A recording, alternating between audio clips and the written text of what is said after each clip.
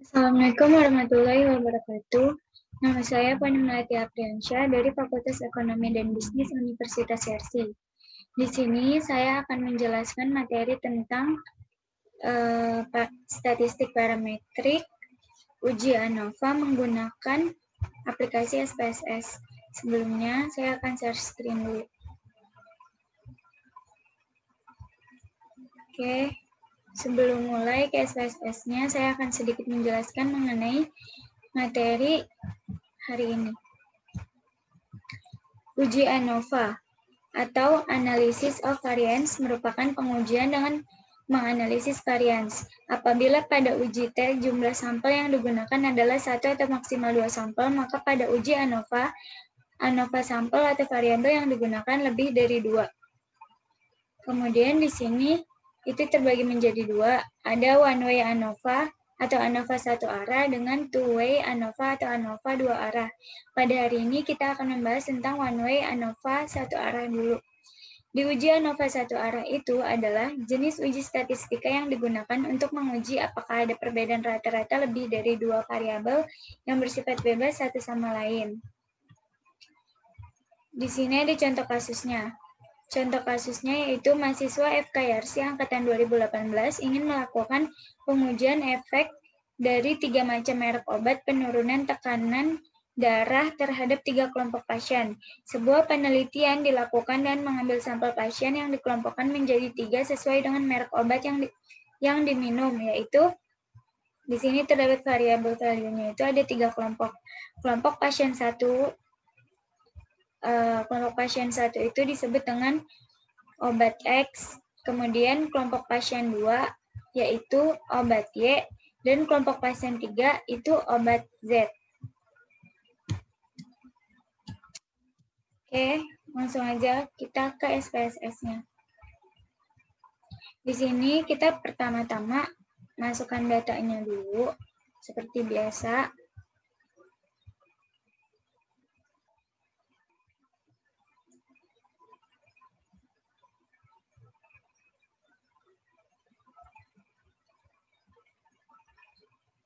Kita akan menggunakan data Excel. Klik OK. Maka tampilannya akan muncul seperti ini.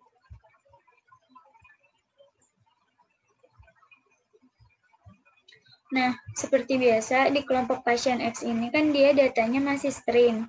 Maka akan kita ubah ke data numerik dengan mentransform, yaitu record into some variables, kemudian masukkan kelompok pasien, add ke string variables-nya, kemudian old and new values.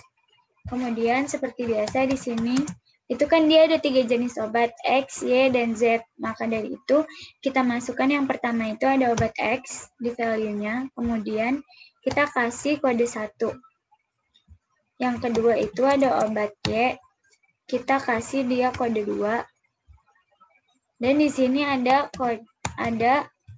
obat Z, kita kasih kode 3. Kita add, kemudian kalau udah semua 1-3, klik continue. Klik OK. Hasilnya akan seperti ini. Kemudian langsung ke variabel view dan ubah type-nya yang kelompok peminum obatnya menjadi numerik. Klik OK. Kalau udah, kan di sini datanya itu masih angka. Supaya lebih jelas, kita ubah menjadi seperti awal di values. Tetapi type-nya itu udah numerik. Di sini kan tadi ada kode nomor 1 itu untuk obat X. Klik add. Kemudian nomor 2 untuk obat Y. Dan nomor 3 itu untuk obat Z. Tampilannya akan seperti ini. Seperti semula, namun type-nya sudah berbeda. Setelah itu, kita langsung aja klik analyze, kemudian compare means, one way ANOVA. Nah, di sini kan ada dependent list dan faktor. Yang ada di dependent list itu kita masukkan kelompok, kita masukkan ke tekanan darahnya. Kita add ke dependent list, kemudian di faktornya itu kita masukkan kelompok pasien. Setelah itu kita klik option. Di sini itu kita ingin menggunakan data deskriptif dan homogeneity of variance test. Kemudian klik continue. Terus juga di sini kita akan menggunakan post hoc. Di post hoc-nya ini kita akan menggunakan equivariance assume-nya itu Bonferroni dan juga 2K. Kemudian di sini ada significance levelnya itu 0,05. Klik continue. Kalau udah, kita klik OK. Akan muncul hasil output yang seperti ini.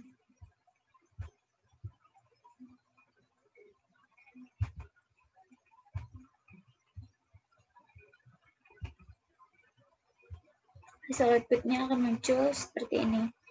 Ada descriptive, test of homogeneity of variance, ANOVA, multiple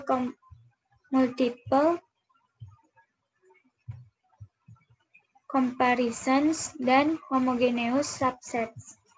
Di sini saya akan menjelaskan dulu yang ada di deskriptifnya. Nah, di sini dia itu kan ada 3 jenis obat, yaitu ada X, Y, dan Z.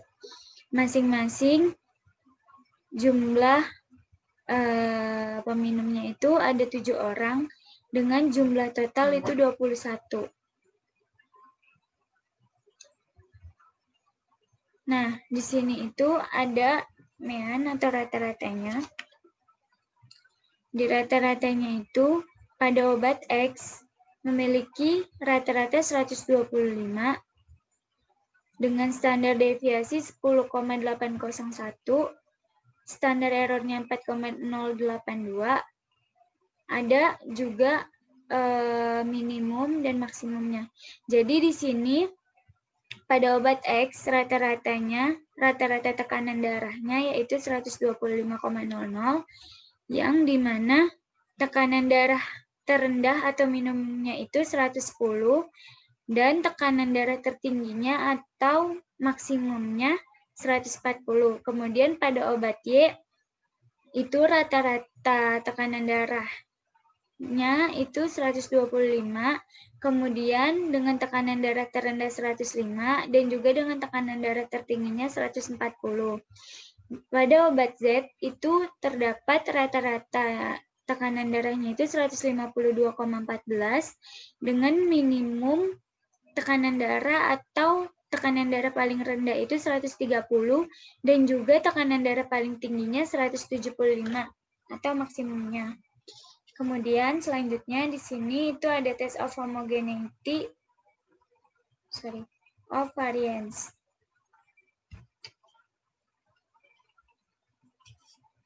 Kemudian di sini itu sebentar ya. Di sini itu kan tadi mean-nya itu antara obat X dan Y itu sama. Itu artinya peminum obat X dan peminum obat Y itu menunjukkan hasil yang sama. Dan peminum obat Z memiliki hasil rata-rata yang berbeda dengan peminum obat X dan juga peminum obat Y. Nah, di sini itu ada test of homogeneity of variance. Kita lihat dulu penjelasannya.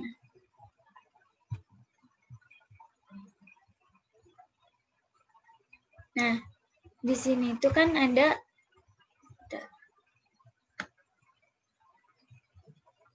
di sini. Pada tabel homogeneity ya, di sini ada penjelasannya. Hasil output dari SPSS adalah sebagai berikut. Pengujian dilakukan, yang pertama, pengujian dilakukan terhadap varians apabila nilai signifikan itu lebih besar dari probabilitas, yaitu 0,05, maka data tersebut mempunyai varian yang sama. Tapi apabila nilai signifikannya itu lebih kecil daripada probabilitasnya, yaitu 0,05, maka data tersebut mempunyai varians yang berbeda. Seperti itu. Kemudian, di sini kita lihat outputnya lagi. Dia itu kan ada Levin statistiknya itu 0,352 dengan degree of freedom pertamanya itu ada 2 dan degree of freedom keduanya itu 18 dengan nilai signifikan 0,708. 0,708 itu lebih besar daripada 0,05. Maka dari itu, apabila nilai signifikan itu lebih besar dari probabilitas, itu data tersebut mempunyai varians yang sama. Berarti dapat disimpulkan bahwa data ini sudah memenuhi syarat pengujian pengujian one way ANOVA dengan signifikan lebih dari 0,05, artinya dia itu mempunyai varians yang sama. Oke, di sini ada tabel ANOVA. Nah, kita perhatikan lagi pada tabel ini. Nih, sebelumnya kita baca ini dulu. Ada hipotesis dan kriterianya. Kalau H0. H0 itu adalah rata-rata tekanan darah orang peminum obat X, obat Y, dan obat Z adalah sama. Kemudian HA itu adalah rata-rata tekanan darah orang peminum obat X, obat Y, dan obat Z itu tidak sama atau memiliki perbedaan. Kemudian di sini ada kriterianya. Apabila signifikan lebih besar daripada 0,05, maka H0 diterima dan HA ditolak. Nah, itu artinya apa? Rata-rata tekanan darah orang peminum obat X, Y, dan Z itu sama. Tapi kalau signifikan kurang dari 0,05, maka H0 ditolak dan HA diterima. Itu artinya rata-rata tekanan darah orang peminum obat X, Y, dan Z tidak sama atau ada perbedaan. Oke, lanjut ya ke materinya. Nah, di sini kita bisa perhatikan ada between groups dan within groups. Di sini kita lihat degree of freedom-nya itu 2. Pada between groups itu 2. Kemudian pada within groups itu degree of freedom-nya adalah 18. Dengan F hitung ini sama dengan T hitung yang materi kemarin. Kemudian di sini itu signifikannya itu 0,001 yang mana lebih kecil daripada 0,05. Di sini kita punya perhitungan untuk mencari ANOVA-nya. Nih, caranya adalah kalau kita menggunakan F hitung, kita tinggal melihat, jadi kita harus juga menggunakan F tabel untuk melihat perbandingan antara F hitung dengan F tabelnya. F hitungnya kan udah diketahui di sini. Ya, di sini udah diketahui. Sekarang kita cari menggunakan F tabel.